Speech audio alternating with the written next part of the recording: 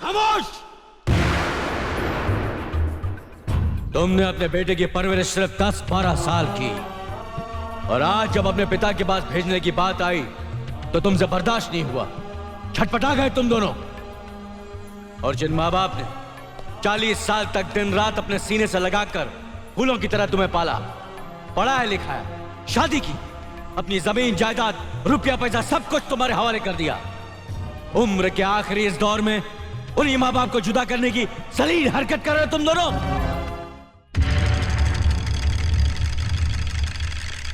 अरे रामू, जल्दी से बग्घी तैयार कर, ठाकुर साहब पंचायत के लिए निकल रहे हैं।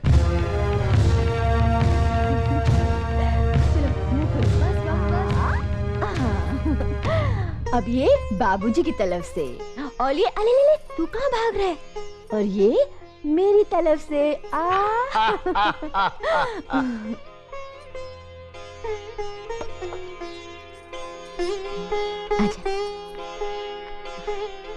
बाबूजी। खुश रहो। अर्जुन और नकुल के लिए तुम्हारा प्यार देखकर हमारा दिल बाग बाग हो गया। अपनी भाभी से कोई देवर इतना प्यार कहाँ पाता है? बाबूजी, देवर भी तो भाभी के बच्चे ही होते हैं। वाह बहू वाह, कितनी ऊंची बात कही। सदा सुखी रहो। धर्मराज बेटे, हम बहुत भाग्यवान हैं जो हमें देवी जैसी बहू मिली। बेटे एक बात याद रखना, जब भी तुम घर से बाहर जाओ, बहू के हाथ से दही शक्कर जरूर खा के जाना, शुभ होता है। जी बाबूजी। चलो।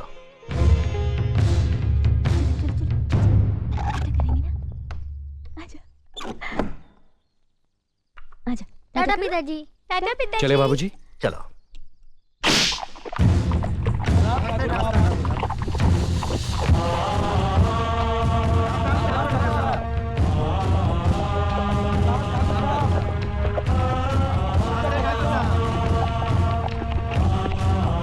साले साहब रुकिए रुकिए रुकिए।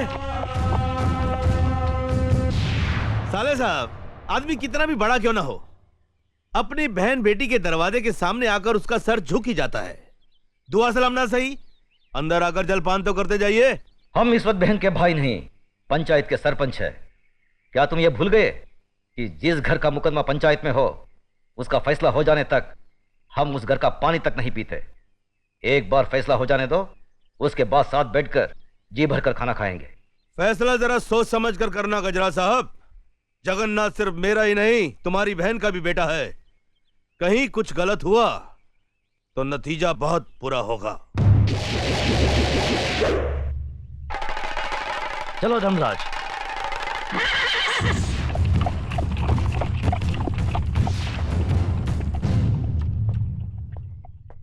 अरे ठाकुर साहब आ गए। हाँ देखो, आ गए, सब आ गए।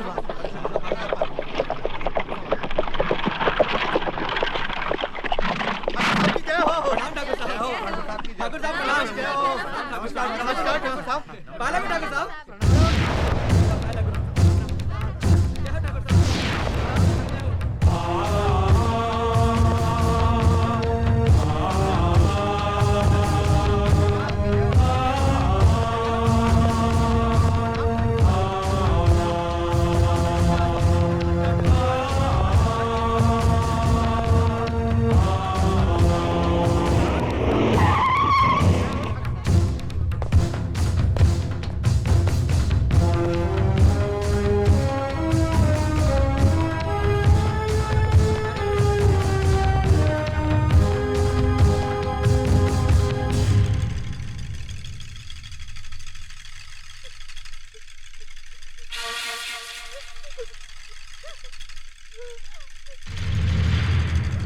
मालिक, मेरी बेटी लकड़ियां चुनकर आ रही थी।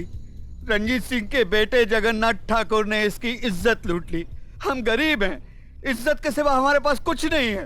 अब कौन इससे शादी करेगा? अब कौन इसका हाथ थामेगा? आप न्यायमूर्ति हैं, आप ही फैसला कीजिए मालिक।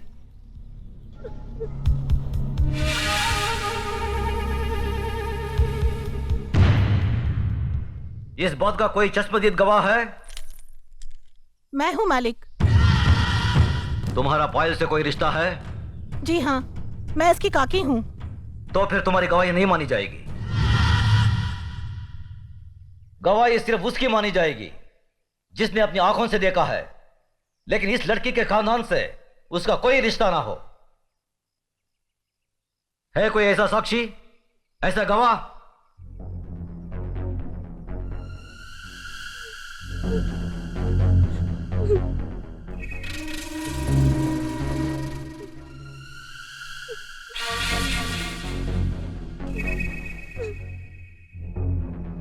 मैं हूँ मालिक। मैंने देखा है। तुमने क्या देखा है बेटे?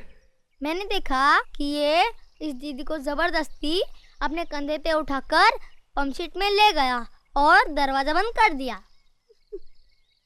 ये बचाओ बचाओ चिल्ला रही थी मगर वहाँ कोई नहीं था।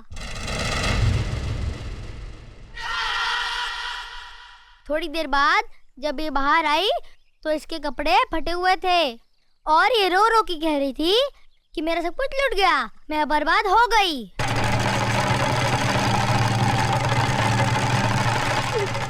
जगन्नाथ, कमीने कुत्ते, तूने इन गरीबों को क्या समझा है? ये वो गरीब मजदूर हैं जिनके खून पसीने की बरकत से हमारी धरती पर हरियाली जागती है। हमारे सर पर जमींदारी का ताज इन्हीं गरीबों की बदौलत है, जिसके बदले में उन्हें 2 वक्त की रोटी 2 गज की चादर मिलती है। और तूने उसी चादर में घुसकर इस गरीब की इज्जत लूट ली। फिर तुझ में और जानवर में क्या फर्क रहा? मुनीम जी, देवी मां के मंदिर से सिंदूर ले आओ। जी मालिक। पायल, तुम इधर आओ। जिन हाथों से मजबूर करके इस कमीने ने तुम्हारी इज्जत लूटी, आज ये उन्हीं हाथों से तुम्हारी मांग भरेगा, तुम्हें अपनी पत्नी बनाएगा। यह हमारा फैसला है। गजराज, अपना फैसला बदल दे। आंखें मत दिखा। ये नीच जिसके पांव अगर मेरी हवेली के फर्श पर पड़े तो फर्श गंदा हो जाए, इस 2 टके की लड़की को तुम मेरे घर की बहू बना रहे हो। तो नहीं जानता, जमींदारों में तो ऐसी बातें होती ही रहती हैं। मजदूर औरतों और मालिकों के बीच में ऐसे खेल तो अक्सर होते रहते हैं। कोई अपनी बीवी नहीं बनाता उन्हें। खामोश! मजदूर औरतों की इज्जत जमींदारों के बाप दादाओं के कोई जागीर नहीं होती जिसे वो अपनी मनमानी करे, रोन दे, कुचले। इज्जत इज्जत होती है, चाहे वो किसी ठाकुर की बेटी हो या किसी मजदूर की। पागल हो गया तू? तुझे इंसाफ करने की अकल नहीं है। तेरा अंजाम बहुत बुरा होगा गजराज।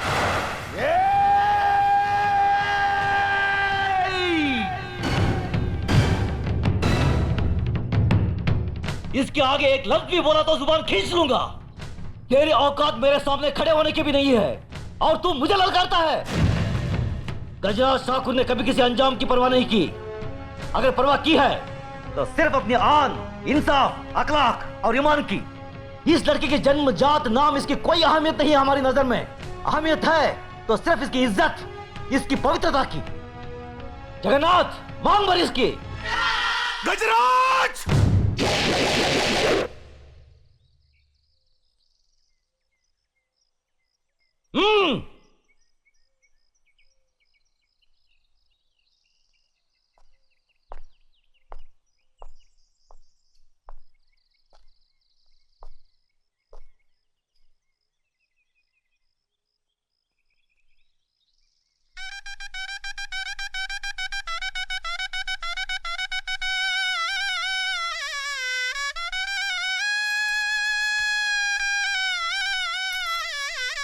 सदा सुखी रहो बेटी।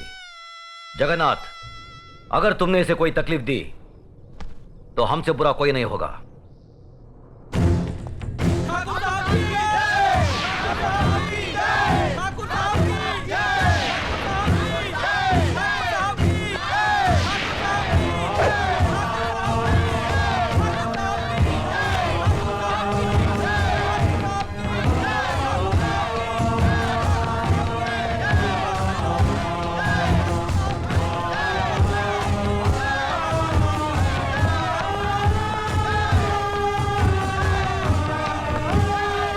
श्रीकांत, आज का मामला क्या है?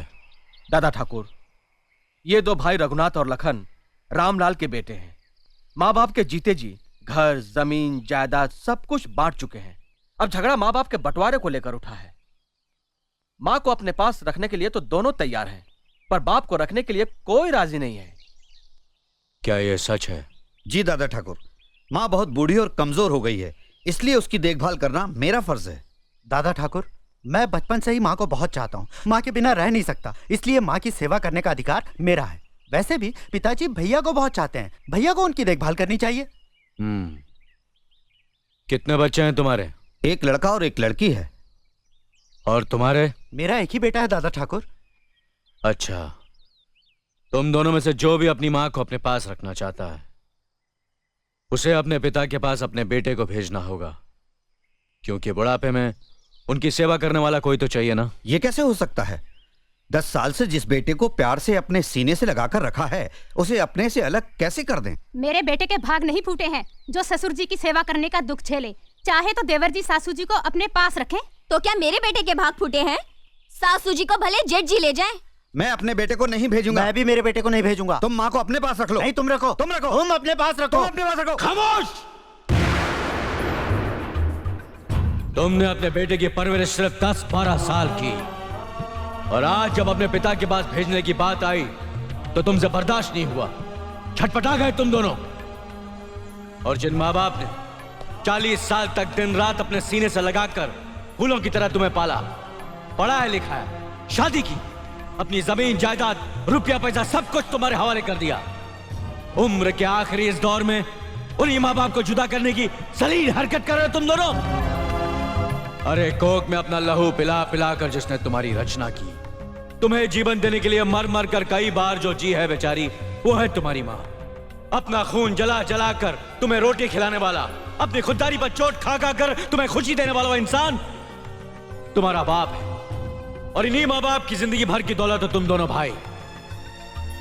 मुझे मालूम है तुम दोनों अपनी माँ को अपने पास क्यों रखना चाहते हो, ताकि वो तुम्हारे घर में खाना बनाए, तुम्हारे कपड़े धोए, तुम्हारे बच्चों की देखभाल करे, और तुम्हारी बीवियां पलंग पे लेटे लेटे हुक्म चलाएं।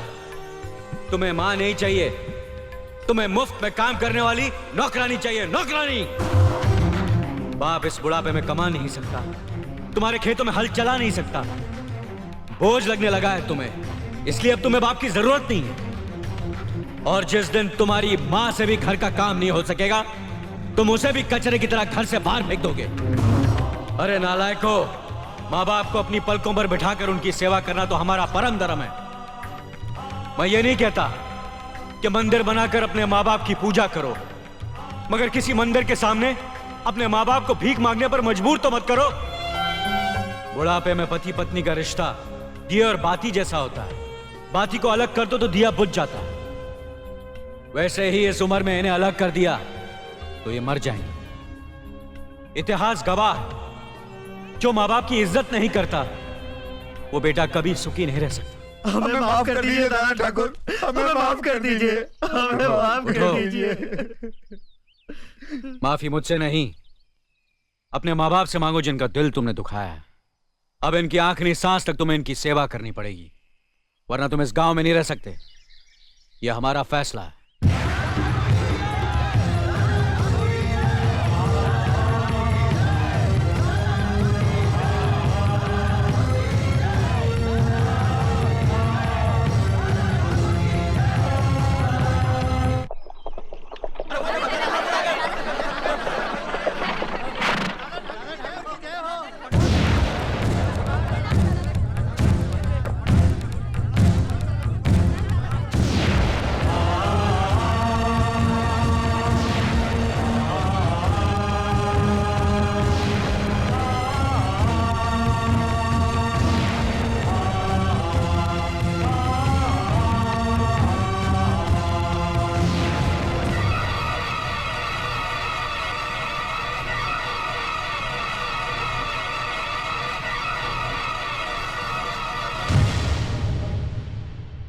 इस मामले में किसी को दादा ठाकुर से कुछ कहना है?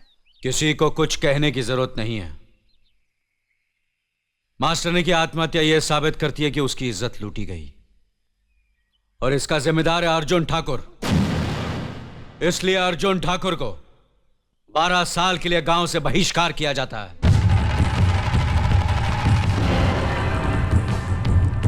आज से कोई इससे बात नहीं करेगा, कोई इसकी मदद करेगा नहीं, और जो भी इस हुक्म को तोड़ेगा उसे और उसके परिवार वालों को यही सजा भुगतनी पड़ेगी। मासूम मास्टरनी शिल्पा ही अपनी विधवा मां का सहारा थी, इसलिए अर्जुन ठाकुर की जायदाद का आधा हिस्सा उसकी मां को दिया जाएगा। यह हमारा फैसला है।